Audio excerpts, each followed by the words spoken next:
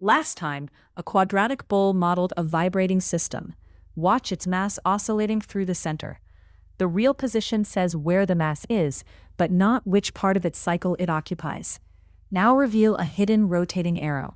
Its horizontal shadow makes exactly the same visible motion, while the arrow also remembers the cycle. Together, two arrows can reinforce or cancel. Before quantum mechanics asks us to combine wave-like possibilities, we need numbers carrying both amount and phase. Another puzzle leads to the same idea. Search the real line for a number whose square is -1.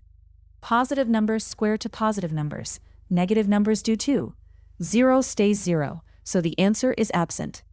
Instead of declaring the puzzle impossible, define a new number, I, by the rule I squared equals -1. This was not invented for quantum mechanics. Centuries ago, Cardano encountered these quantities in cubic equations. Bombelli organized their arithmetic, and Euler helped standardize the symbol I. A troublesome algebraic tool eventually revealed a geometry. Give I a perpendicular direction. From the origin, move A units horizontally and B units vertically.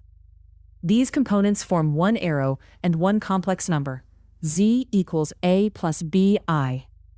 The ordered pair A, B gives rectangular coordinates. In A plus bi, B is the vertical coordinate, while bi is the vertical component. Nothing is imaginary about the plane. The name is historical. Try adding complex numbers. Draw Z1, then place Z2 head to tail. Horizontally, A1 joins A2. Vertically, B1 joins B2. The result is Z1 plus Z2 equals open parenthesis A1 plus A2 plus open parenthesis B1 plus B2 close parenthesis I. Complex addition is vector addition, component by component. Multiplication makes the new direction surprising. Start at 1. Multiply by I, and the arrow moves to I, a counterclockwise quarter turn. Multiply by I again, and I squared gives -1. 2 more steps give -I, then 1 again. The powers cycle right, up, left, down. Multiplication by I looks like rotation, but does every arrow rotate the right direction every cycle? Take a general arrow, A plus bi, and multiply by I. Distribute I times A plus I times bi, because A and B are real. Rewrite this as AI plus bi squared. Replace I squared by -1, producing AI minus B. Reorder the components, -B plus AI. The horizontal A became vertical A. Vertical B became horizontal -B. Multiplication by I therefore applies the map. A, B goes to -B, A. Length is unchanged, and every arrow turns counterclockwise by 90 degrees. Quarter turns are useful, but a wave needs any angle. What measurement makes rotation and calculus fit? On a circle of radius r, wrap an arc of length s around the rim. Define theta as s divided by r. This ratio is measured in radians. Change the circle size, and both lengths scale together, so theta stays fixed. On the unit circle, r is 1, so angle equals arc length. 1 turn is 2 pi radians. 1/4 is pi over 2. Point a unit arrow at angle theta. Its projections are cosine theta horizontally and sine theta vertically. Increase theta by a tiny radian amount. The tip moves almost straight along the circle's tangent, whose components are -sine theta and cosine theta. On the unit circle, distance traveled divided by angle approaches 1. Therefore, the derivative of the pair cosine theta, sine theta, is the tangent pair -sine theta, cosine theta. Degrees would insert a conversion factor. Radians make geometry and derivative speak the same language. Return to a complex arrow and overlay circular rings. We have not moved the point or replaced the plane. We are choosing another description. Its length is r and angle is theta. The projections give A equals r cosine theta and B equals r sine theta. Rectangular form answers how far right and up. Polar form answers how far from the origin and in which direction. Substitute the projections into z equals a plus bi. We get r cosine theta plus I times r sine theta. Both terms contain r, so factor it out. Z equals r times open parenthesis cosine theta plus I sine theta, close parenthesis. For an example, take 1 plus I. Its length is the square root of 1 squared plus 1 squared, or square root of 2, and its angle is pi over 4. Thus, 1 plus I equals square root of 2 times cosine pi over 4 plus I sine pi over 4. Same point, second address. Now the previous lesson returns with a reward. Remember the exponential power series. E to the x equals 1 plus x squared over 2 factorial, plus x cubed over 3 factorial, and onward. The same recipe accepts a complex input. Replace every x by I theta. We obtain e to the I theta equals 1 plus I theta plus open parenthesis I theta close parenthesis squared over 2 factorial, and onward. What shape could this exponential draw? Simplify each power. The directions cycle through 1, I, -1, and -I. The first term points right, the next up, the next left, then down, with shrinking lengths from the factorials. Fix theta and connect terms head to tail. Each finite partial sum is an approximation, yet the endpoint settles toward the unit circle as terms arrive. Algebra is building rotation from polynomial steps.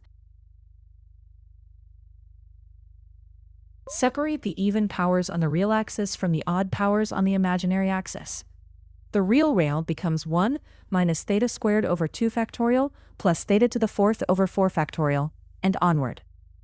The imaginary rail is I times theta minus theta cubed over 3 factorial plus theta to the 5th over 5 factorial, and onward. No term changed, we only regrouped horizontal and vertical contributions. How do we name those rails without memorizing them? Bring back the Taylor scanner. At 0, cosine and its derivatives cycle through 1, 0, -1, 0, generating the real rail. Sine and its derivatives cycle through 0, 1, 0, -1, generating the other rail. The scanner recognizes cosine theta horizontally and sine theta vertically. The derivation collapses into Euler's formula. E to the I theta equals cosine theta plus I sine theta. Sweep theta around the circle. Unlike e to a real input, this exponential does not grow. Its magnitude stays 1, while its direction rotates. Multiply by a positive r to obtain the compact polar form. Z equals r e to the I theta. That compact form makes multiplication visible. The number r e to the I theta means scale by r and rotate by theta. Multiply r1 e to the I theta 1 by r2 e to the I theta 2. Lengths multiply while rotations follow, so angles add. The product is r1 r2 e to the I times the and theta 1 plus theta 2. Rectangular form exposes components and addition. Polar form exposes scaling and rotation. Let the arrow rotate steadily. Its real shadow draws a cosine wave. Write it as r times e to the I times omega t plus phi. Here, r sets size, omega controls rotation speed, and the starting angle phi shifts the cycle without changing size. One rotating number stores amplitude and phase. This is the intuition quantum mechanics needs. A quantum alternative gets a complex amplitude, not an ordinary probability. Alternatives combine by adding arrows. A equals A1 plus A2. Only afterward do we form a probability weight from the squared length, called modulus squared. P is proportional to the absolute value of A squared. For a normalized wave function, psi equals r e to the I phi. Probability density is the absolute value of psi squared, equal to r squared. The order matters. Add amplitudes first, then square the resultant length. See why phase matters. With two equal arrows aligned, their lengths add. Squaring the doubled length produces a larger outcome. Rotate one arrow opposite the other. Their lengths have not changed, but their sum is 0, so the outcome disappears. This is interference. Identical magnitudes can reinforce or cancel, because phases differ. Complex numbers preserve information, and ordinary positive probability would lose. Complex numbers solve three connected problems. Rectangular form packages horizontal and vertical components. Polar form turns multiplication into scaling and rotation. Phase lets wave-like alternatives combine before probability is calculated. The strange answer to I squared equals -1 has become a plane, a rotating arrow, and our language for understanding future quantum interference.